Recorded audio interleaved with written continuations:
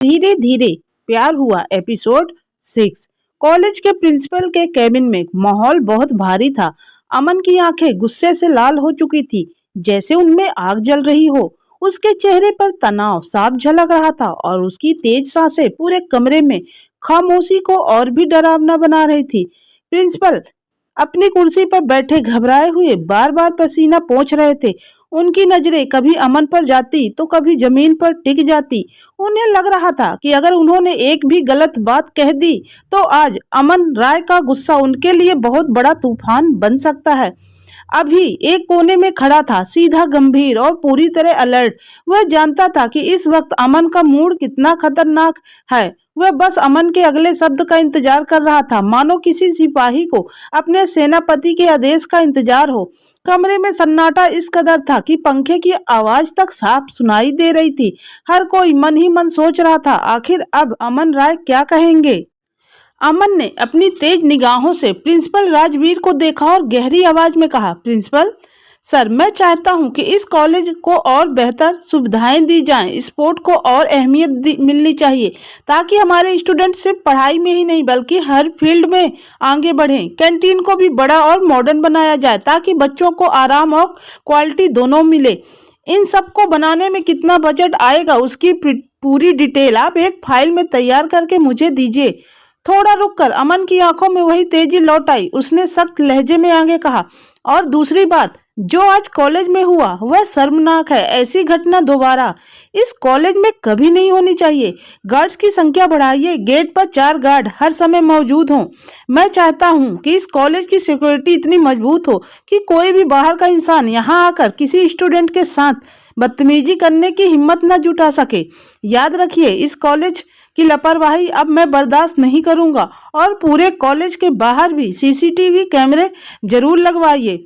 अमन ने कुर्सी से हल्का झुकते हुए सख्त आवाज में कहा, और सुन लीजिए प्रिंसिपल सर, चाहे कोई कितना ही बड़े आदमी का बेटा क्यों न हो, इस कॉलेज में सब बराबर हैं। यहाँ पढ़ने को हर कोई आता है अपने सपनों के लिए, अपने भविष्य के लिए। यहाँ कोई ये सोचकर नहीं चलेगा कि उसके पिता कौन है और उसकी पावर कितनी है। मैं चाहता हूं इस कॉलेज में हर स्टूडेंट को बराबर इज्जत और सुरक्षा मिले, वरना यहाँ से पढ़ाई नहीं इंसाफ भी सिखाया जाएगा। प्रिंसिपल ने कांपती हुई आवाज में कहा, सर, आज के बाद ऐसी गलती दोबारा कभी नहीं होगी। आपको कभी शिकायत का मौका नहीं मिलेगा। इस बार मुझे पहली और आखिरी गलती समझकर माफ कर दीजिए। अमन ने प्रिंसिपल की आंखों में देखते हुए गहरी सांस ली और सख्त लहजे में बोला, इट्स ओके, लेकिन याद रखिए, माफी सिर्फ एक बार मिलती है। बाकी जो प्रोजेक्ट मैंने आपको बताया है उसकी सारी डिटेल कल तक फाइल बनाकर मेरे ऑफिस भिजवा दीजिएगा। मुझे सिर्फ वादे नहीं, रिजल्ट चाहिए।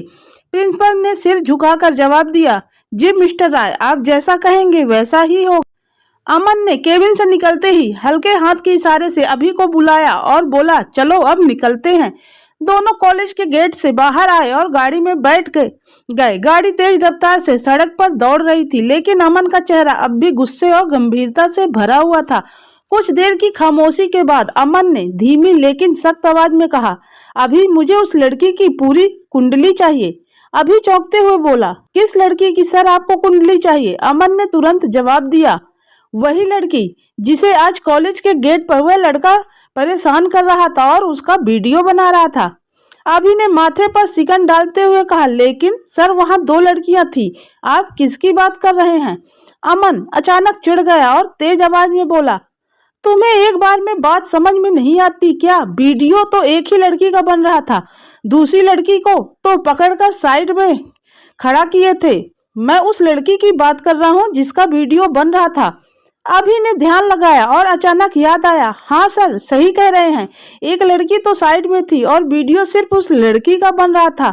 उसका नाम, हाँ मुझे याद आ रहा सर, उसका नाम तो अवनी था। उसकी दोस्त उसे यही बुला रही थी, लेकिन सर पूरी डिटेल मुझे कल तक निकालने में टाइम लगेगा। अमन ने गहरी सांस लेकर लाल आंखों से अभी की तरफ देखा और सख्त लहजे में बोला, मुझे कल तक नहीं, आज रात तक उस लड़की की पूरी डिटेल चाहिए, समझे?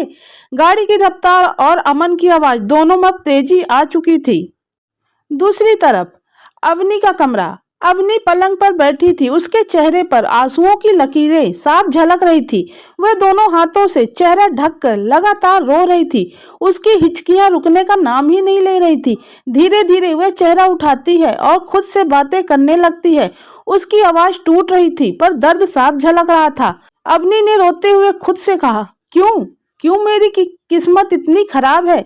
एक माँ थी जो मुझे बचपन में ही छोड़कर चली गई और दूसरी माँ मिली भी तो ऐसे जिन्हें दिन रात मुझे ताना देने और सताने के अलावा जैसे कोई काम ही नहीं रह गया है। अवनी की आंखों में फिर से आंसू बहने लगे। वह खिड़की की तरफ देखती है मानो किसी से जवाब मांग रही हो।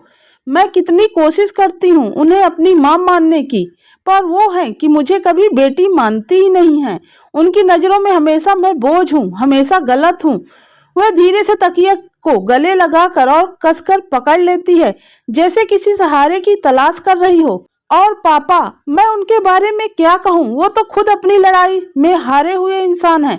एक तो चल भी नहीं पाते और ऊपर से रोज रोज माँ की ये कड़वी बातें सुनकर उनका दिल, उनका मन सब टूट जाता होगा। मुझे पता है उन्हें कितनी तकलीफ होती होगी। अवनी ने कहा, कभी कभी तो मन करता है कि सब खत्म कर दूं, इस दर्द, इस जिल्लत भरी जिंदगी से छुटकारा पा लूं, कुछ ऐसा कर लूं कि मैं इस दुनिया को छोड़कर चली जाऊं। पर उससे अपने पिता की याद आती है और कहती है, लेकिन पापा, अगर मैंने खुद को कुछ कर लिया तो वो अकेले कैसे रहेंगे। वो टूट जाएंगे, वो बिल्कुल बिखर जाएंगे। नहीं, मैं ऐसा नहीं कर सकती हूँ। मैं क्यों मरूं, मेरी भी तो कोई जिंदगी है। अब वह और जोर जोर से रोने लगती है। उसके आंसू उसके गुलाबी गालों पर मोतियों की तरह लुढ़क रहे थे। वह सचमुच किसी टूटी हुई पर बेहद खूबसूरत मूर्ति जैसी लग रही थी। रात का सन्नाटा पूरे बंगले में फैला हुआ था। अमन अपने आलीशान स्टडी रूम में बैठे हुए था। टेबल पर फैली ढेर सारी फाइलों के बीच उसकी नजरें एक कागज पर टिकी थी। कमरे में सिर्फ पन्ने पलटने की आवाज और टेबल लैंप की हल्की रोशनी थी। इतने में दरवाजे पर हल्की सी दस्तक हुई। आ जाओ अंदर, अमन ने बिना ऊपर देखे ही कहा। अंदर कदमों की आहट गूंजी और दरवाजा खुला। यह अभी था। वह सीधे अमन के सामने जाकर बोला, सर, आपने जो काम दिया था वह काम पूरा हो गया है। उसने टेबल पर एक फाइल रख दी और थोड़ा झुक गया। अमन ने फाइल उठाई, हाथों में पकड़ा और गंभीर नजरों से अभी को देखा। यह फाइल, इसमें जो लिखा है सब डिटेल सही है ना? अभी ने कॉन्फिडेंस के साथ जवाब दिया, जी सर, हर डिटेल बिल्कुल सही है। मैंने सब कुछ कॉलेज से खुद पता किया है। इसमें उस लड़की की फोटो है, उसके घर और फैमिली की पूरी जानकारी भी दी गई है सर। अमन ने फाइल के पन्ने पलटे, फिर खुश होकर सिर हिलाया। वेरी गुड अभी, तुम बहुत अच्छा काम करते हो। जब भी मैं तुम्हें कोई टास्क देता हूँ तुम समय से पहले ही पूरा कर देते हो। तुम वाकई बहुत हार्ड वर्क करते हो। अमन की तारीफ सुनकर अभी का चेहरा खिल उठा। उसकी आंखों में चमक आ गई। कोई बात नहीं सर, आप मेरे सर हैं और आपकी बात मेरे लिए पत्थर की लकीर जैसी होती है। मैं कभी आपकी बात टाल ही नहीं सकता।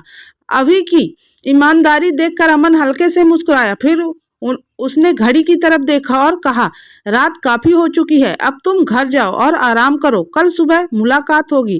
अभी ने सिर झुकाकर कहा, ओके सर।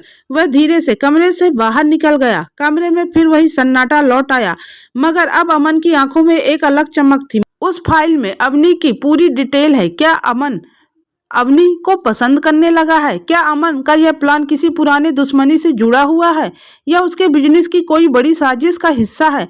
क्या अभी ने जो जानकारी जुटाई है वह सचमुच में पूरी तरह से सही है या कहीं उसमें कोई कमी रह गई है? अमन राय अब उस फाइल को देखकर आगे क्या कदम उठाने वाला है? दोस्ती, दुश्मनी या कोई खतरनाक खेल? जानने के लिए सुनते रहिए धीरे धीरे प्यार हुआ का अगला एपिसोड।